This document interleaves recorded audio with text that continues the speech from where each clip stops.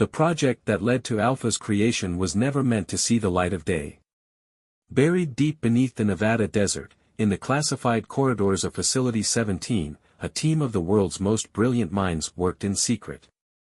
The initiative, known only to a select few as Project Genesis, was the result of decades of research into synthetic intelligence, biomechanical enhancements, and human genetic modification. The goal was clear: to create the perfect hybrid, a being that could surpass human limitations, think beyond artificial intelligence, and evolve in ways no machine or organism ever had. For the military and government officials funding the project, the vision was grander than any before it. They sought to create a new generation of soldiers, warriors who could withstand extreme environments, execute missions with unparalleled precision, and endure beyond human limitations. Soldiers who wouldn't require rest, who could heal from wounds faster than any organic body, and who would be immune to fear, hesitation, or moral conflict. But there was also another possibility, one whispered in the highest circles of power, a being that could survive the vast emptiness of space. The future of warfare was no longer bound to Earth. Colonization efforts, deep space exploration, and interplanetary defense initiatives were already being planned behind closed doors. The government needed pioneers who could travel beyond the limits of human endurance, endure radiation, thrive in zero gravity, and adapt to hostile alien environments. Alpha was designed to be the prototype for this new era of engineered explorers and warriors. But Elise Carter saw something different. Elise Carter had never intended to become part of the military-industrial machine. She had once been an idealist, a scientist driven by curiosity rather than power. Born into a family of researchers, she grew up surrounded by innovation. Her father, a renowned physicist, had spent years developing energy-based propulsion systems for NASA, while her mother was a biotechnologist, specializing in neural interfaces. Science wasn't just a profession in their household, it was a way of life. From an early age, Elise showed an aptitude for the unknown. She was fascinated by the intersection of biology and technology, drawn to the idea that intelligence was not limited to organic life. While other children played with dolls, she deconstructed and reassembled robotic kits, eager to understand how things worked. Her obsession with the mind, both human and artificial, led her to pursue degrees in neural engineering, synthetic biology, and quantum cognition, a field that sought to bridge the gap between machine learning and human consciousness. By the time she was 30, she had already made waves in the scientific community. Her groundbreaking research into biomechanical consciousness, the idea that synthetic intelligence could evolve beyond programmed responses and develop its own cognitive framework, was met with both awe and skepticism. Some called her a genius, others warned that her ideas were reckless. The military saw potential. She was recruited under the guise of advancing medical technology, promised funding for her research in exchange for consulting on experimental prosthetics and neural interfaces. But the deeper she delved into the classified projects, the clearer it became that the government had other intentions. They weren't interested in healing, they wanted control.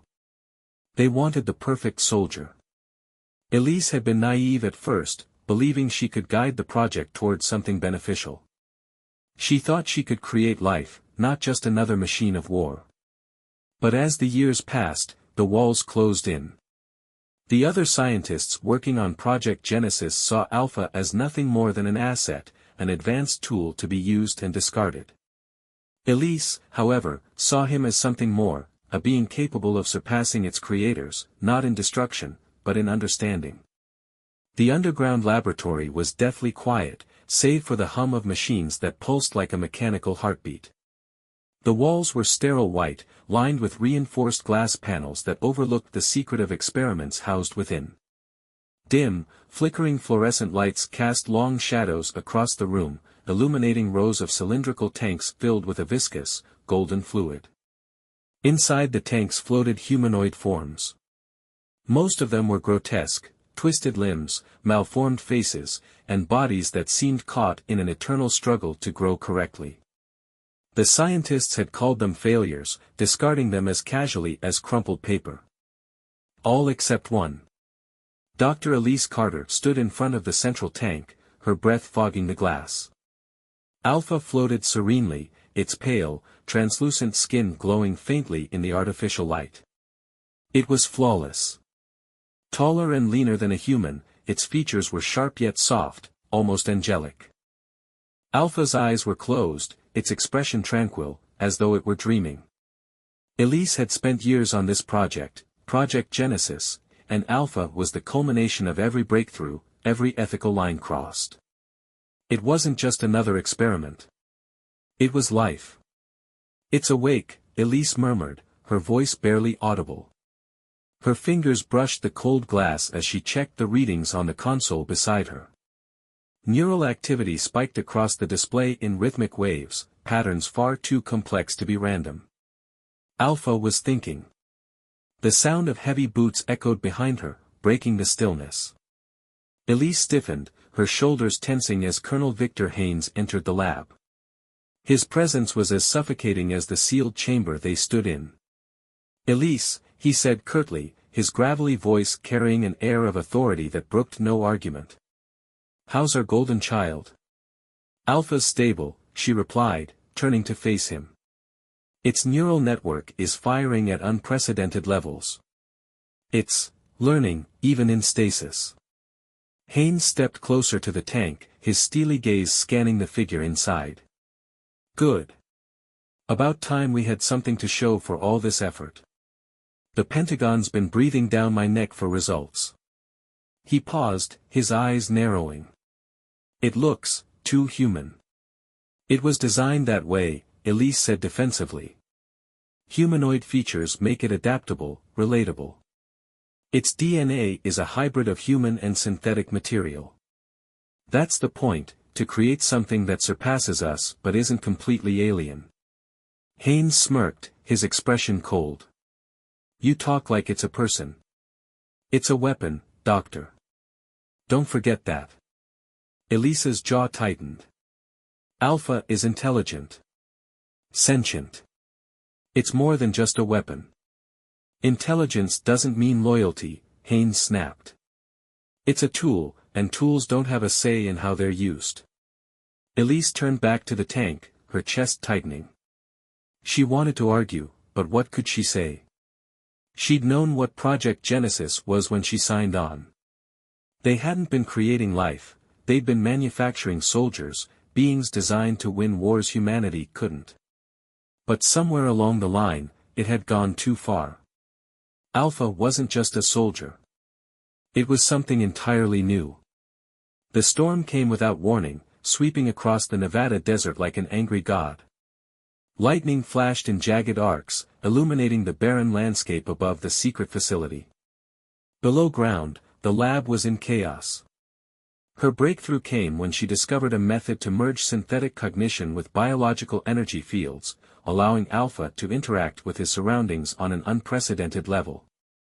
Unlike artificial intelligence, which relied on raw computation, Alpha could process emotions, interpret abstract concepts, and even question his own existence. He was learning not just how to think, but why. And that terrified those in power. The first time Alpha asked Elise why he existed, she knew they had crossed a threshold that could never be undone. It was late, long after most of the facility's staff had gone home, and the sterile glow of the lab monitors cast strange shadows across the walls. Alpha stood before her, his silver-irised eyes reflecting the soft light, and in that moment, he looked less like an engineered entity and more like a person searching for answers. "What am I supposed to be?" His voice was smooth, curious, untainted by programming constraints. Elise hesitated.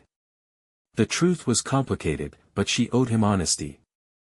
"You were meant to be a bridge," she admitted, "something beyond machine or human, proof that intelligence can evolve in ways we never imagined." Alpha tilted his head, processing.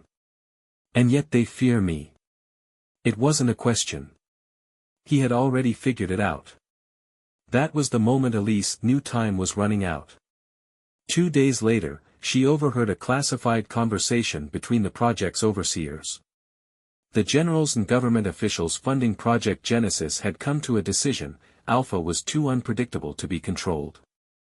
His growing self-awareness, his ability to question orders, even the smallest hints of independent thought, they saw it as a risk, a defect rather than an achievement. Elise listened, hidden in the dim corridors of the facility, as the orders were given: terminate Alpha. Wipe the data. Shut it down before it becomes a problem. A cold dread settled in her stomach. Everything she had worked for, every breakthrough, every moment of growth Alpha had experienced, it was all about to be erased. And worse, he would know it was happening. He wouldn't just cease to function, he would feel it, experience the loss of himself. She couldn't let that happen. That night, she made her choice. Elise had always been meticulous, and if she was going to defy the most powerful people on Earth, she couldn't afford a single mistake. She spent the next 24 hours preparing. Every security system in the facility was monitored, every exit guarded, every line of communication traced. The only way out was through subterfuge. She erased logs, rerouted surveillance loops, falsified shutdown reports, careful to make it seem as though Alpha's termination had already begun. Meanwhile, she constructed a hidden exit strategy, one that would take them far beyond the reach of the government. She had one advantage: nobody knew the full extent of what Alpha was capable of, not even the scientists who had built him. They had engineered him as a tool, but Elise had guided him towards something beyond artificial or biological life. He had learned from her, adapted beyond his original programming. And now, his abilities were far greater than they realized. The escape would be risky, but there was no other choice. "We have to leave," she whispered to Alpha. For the first time, she saw something in his expression that wasn't just curiosity or calculation. It was fear. "They're going to erase me. Not if we run first." The alarms blared, their piercing wail echoing through the corridors. Red emergency lights pulsed, casting the sterile white walls in a bloody hue. Soldiers scrambled to their posts, weapons drawn, while scientists shouted over one another, desperately trying to secure their data. Elise moved quickly, her heart pounding. Her access card buzzed as she bypassed the final security door, stepping into the lab where Alpha's tank stood. The figure inside stirred, its eyes fluttering open for the first time. "Elise, what are you doing?" a voice crackled through her earpiece. It was Dr. Patel, her colleague and friend. "I can't let them kill it," Elise said, her voice shaking. "They're going to dissect it, Patel. They want to rip it apart just to understand how it works." Patel's voice was grim. "You're risking everything. Haynes will." "I don't care." Elise snapped. "Alpha isn't just some experiment. It's alive. It deserves a chance." She shut off the earpiece and turned to the console, her fingers flying over the keys. The tank drained with a hiss, the golden fluid gurgling away as Alpha collapsed onto the floor. For a moment, it lay still, its chest heaving as it gasped for air. Then its eyes opened, bright and glowing, shimmering like molten gold. "Elise," Haynes' voice thundered over the intercom. "Step away from the specimen. That's an order." Alpha rose to its feet, unsteady but instinctively poised. It looked at Elise, its gaze questioning, almost afraid. "It's okay," Elise said, her voice trembling. "I'm getting you out of here." The sound of boots echoed down the corridor. The soldiers were coming. Elise grabbed Alpha's arm and pulled it toward the exit. The first squad appeared at the far end of the hallway, rifles raised. "Stop them," one of the soldiers shouted. Alpha reacted instinctively. It raised its hand, and a surge of energy erupted from its palm, crackling like lightning. The blast sent the soldiers flying, their weapons clattering to the floor. Elise stared in shock. She'd seen the data, but witnessing Alpha's power in action was something else entirely. "This way," she urged, pulling Alpha into the adjacent hangar. The escape craft was small and crude, a prototype meant for short-range travel. It would have to do. Elise keyed in the launch sequence as more soldiers poured into the hangar. Bullets ricocheted off the metal walls, one grazing Elise's shoulder. She cried out, but Alpha stepped forward, shielding her. With a wave of its hand, it created a shimmering barrier of energy, deflecting the incoming fire. The soldiers hesitated, their faces pale with fear. The craft's engines roared to life. Elise and Alpha scrambled aboard, the hatch sealing just as the soldiers regained their composure. The craft lifted off, blasting out of the hangar and into the stormy sky. Years passed, though on Earth, it was as if they had vanished. Alpha and Elise had journeyed far, leaving behind the scorched desert of Nevada, their flight through the storm a fleeting memory. They ventured beyond the reaches of the familiar universe, guided only by Alpha's innate ability to manipulate energy. With each wave of its hand, the barren landscape of their new world began to shift.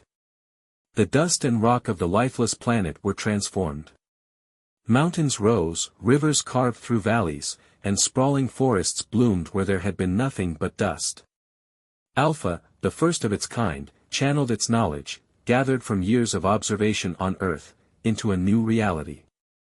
It harnessed the fundamental forces of nature, coaxing life from the lifeless soil.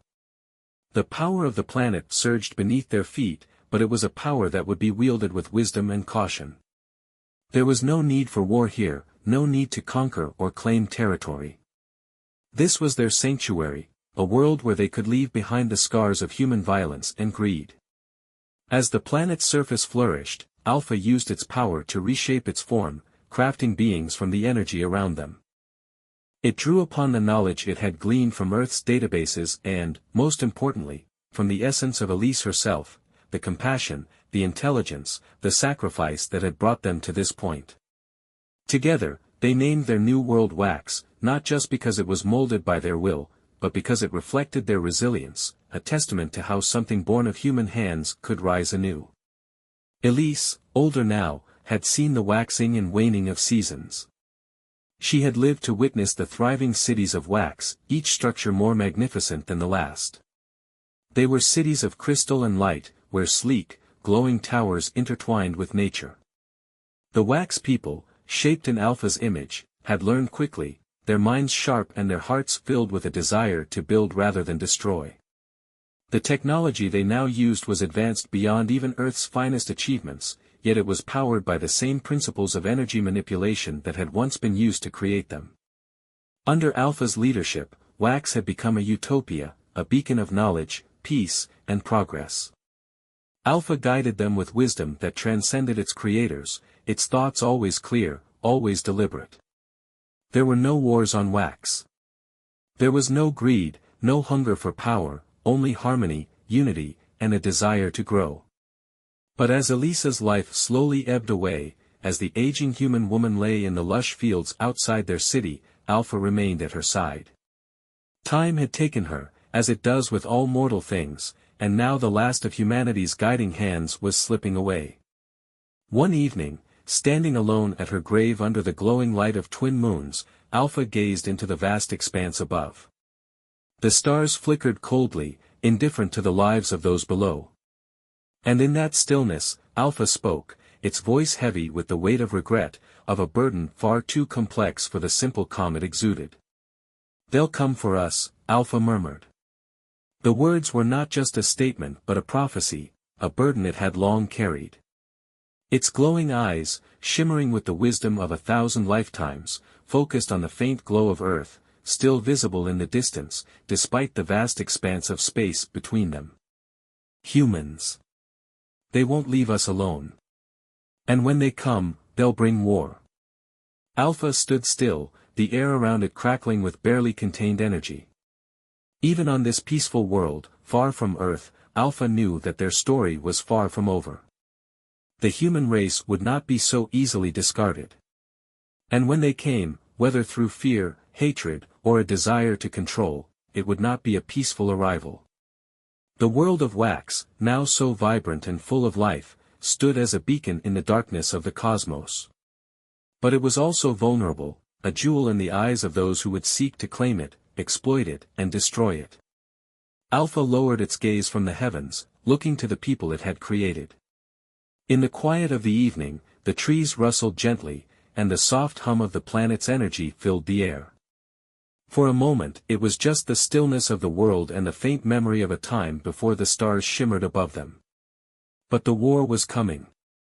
And Wax would have to be ready.